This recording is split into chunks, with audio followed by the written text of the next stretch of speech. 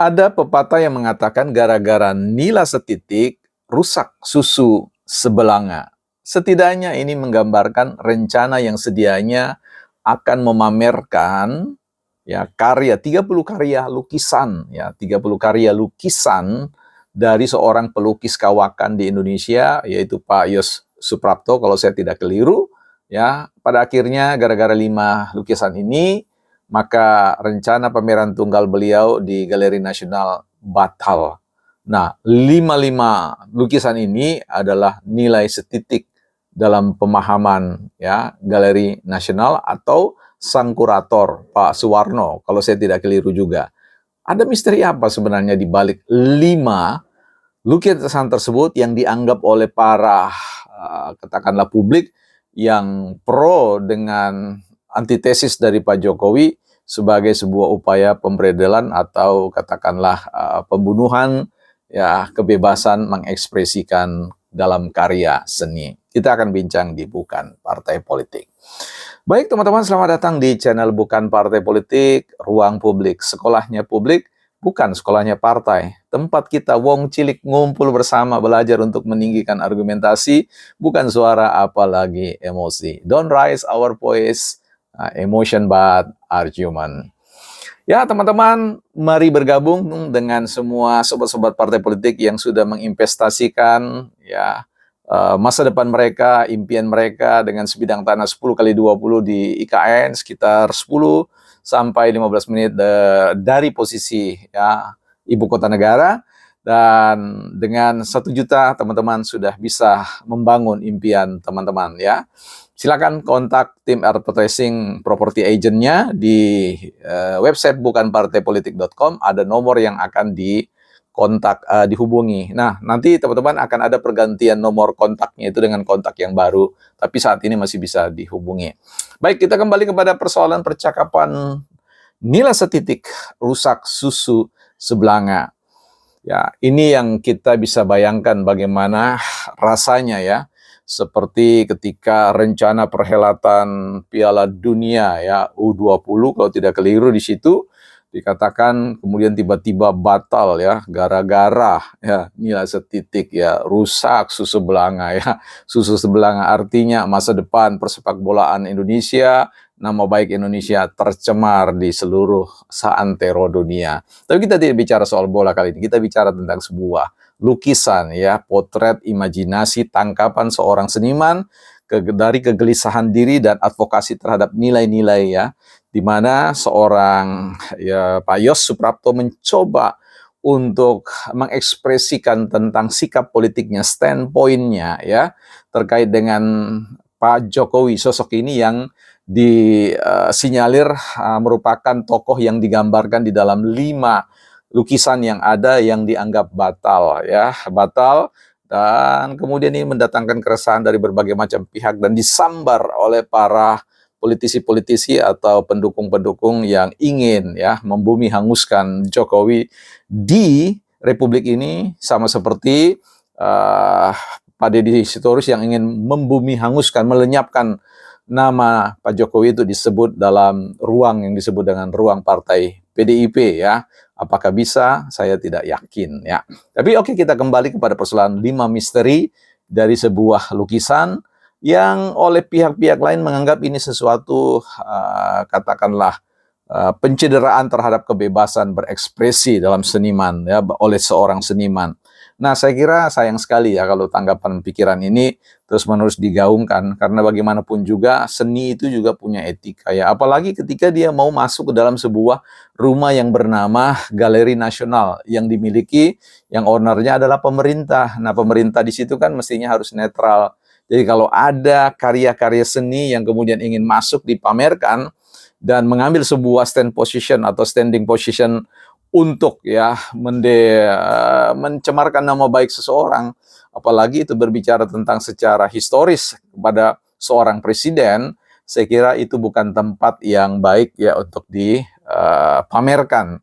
Nah, pasalnya sudah dijelaskan baik oleh Menteri Kebudayaan Pak Fadli Ison dan juga dalam beberapa media-media yang dituliskan bahwa pasalnya sudah sederhana ya, bahwa tidak ada kesepakatan antara kurator ya yang bertugas untuk menghimpun, merawat, memamerkan dan seterusnya terkait dengan mana-mana saja lukisan-lukisan yang ingin ditampilkan ya.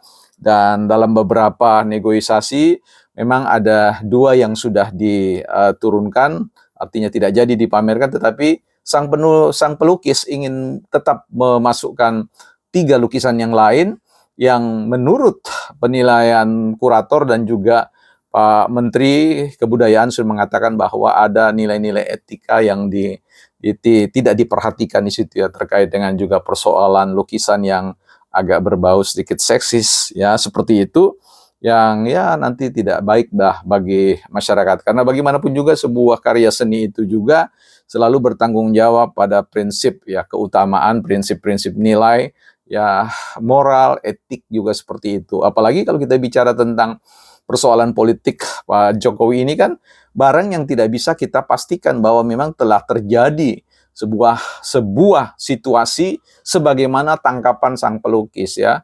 Artinya kita ini yang bukan pelukis sebenarnya kalau mau melukiskan Pak Jokowi juga pasti gambarnya berbeda ya. Nah ini yang kemudian kita coba hilangkan. Saya kira ada ruang yang masih bisa ya, digunakan oleh sang pelukis dalam hal ini. Paling tidak kan lukisan itu sudah tersebar di media sosial, ya nggak apa-apa saja sebagai sebuah konsumsi. Toh selama ini Pak Jokowi nggak pernah kok meributkan persoalan itu, bagaimana wajahnya digambar dengan cara apapun, ya bebas-bebas saja. Bahkan seorang seniman sekelas Butet juga melukis beliau dengan tangkapan standing position sebagai antitesis terkait dengan kiprah Pak Jokowi. Tidak ada yang menggugat dan sebagainya ya. Jadi saya kira ini mungkin persoalan internal antara pelukis dan juga kurator dan ada kaitannya dengan konteks misi Galeri Nasional. Ini juga mesti harus ditimbang baik oleh seorang pelukis. Ya, kalau perlu juga silakan saja dijajarkan di jalanan juga nggak apa-apa ya, publik bisa lihat kok. Bukan sesuatu yang kemudian diharamkan untuk dipamerkan. Ada banyak ruang-ruang yang diisi, tetapi tentu selalu juga ada ruang-ruang yang tidak bisa kemudian orang bisa masuk begitu saja ya. Jadi kita tetap menghargai ekspresi seni dari seorang pelukis, seniman atau apapun, tapi juga kita perlu menghargai bahwa ruang kita ini bukan ruang tunggal. Memang pamerannya tunggal, tetapi tentu penikmatnya tidak tunggal ya. Penikmatnya jamak, penikmatnya adalah publik yang tentu terpetakan dalam standing position masing-masing secara politik. Dan ini kan bisa saja menimbulkan hal-hal yang tidak diinginkan. Tapi poin saya adalah persoalan ini adalah soal kurator lah, komunikasi kurator yang belum pas untuk menganggap bahwa tulisan ini atau lukisan ini maksud saya adalah layak untuk dipajang di sebuah institusi, sebuah rumah seni yang bernama Galeri Nasional. Ya, jadi sekali lagi kita sudah tahu bahwa publik ini sudah terbiasa lah untuk mendengar orang mengekspresikan bagaimanapun Pak Jokowi digambarkan seperti apa.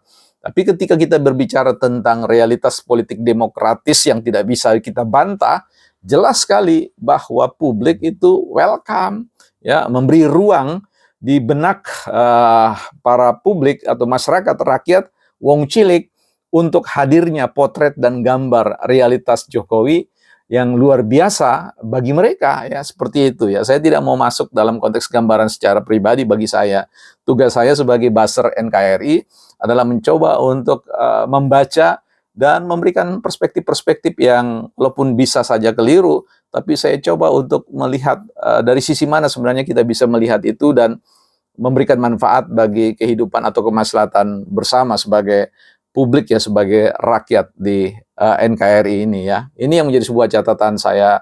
Nah, saya kira ini akan menjadi sebuah diskusi yang masih terbuka ke depan untuk kita masuki bersama. Tapi ada banyak hal-hal lain yang masih kita coba perhatikan, yaitu bagaimana mengawal jalannya pemerintahan Pak Prabowo dan juga Gibran agar supaya kebijakan-kebijakan itu sesuai dengan apa yang mereka janjikan. Dan tentu ya kita tahu bahwa realitas politik itu selalu bergaining position ya, bergaining something ya. Karena itu kita perlu juga melihat aktivitas pergerakan partai-partai yang lain, elit-elit yang lain dalam konteks hadir bersama di dalam lingkar kepemimpinan Pak Presiden Prabowo dan Gibran, bukan partai politik.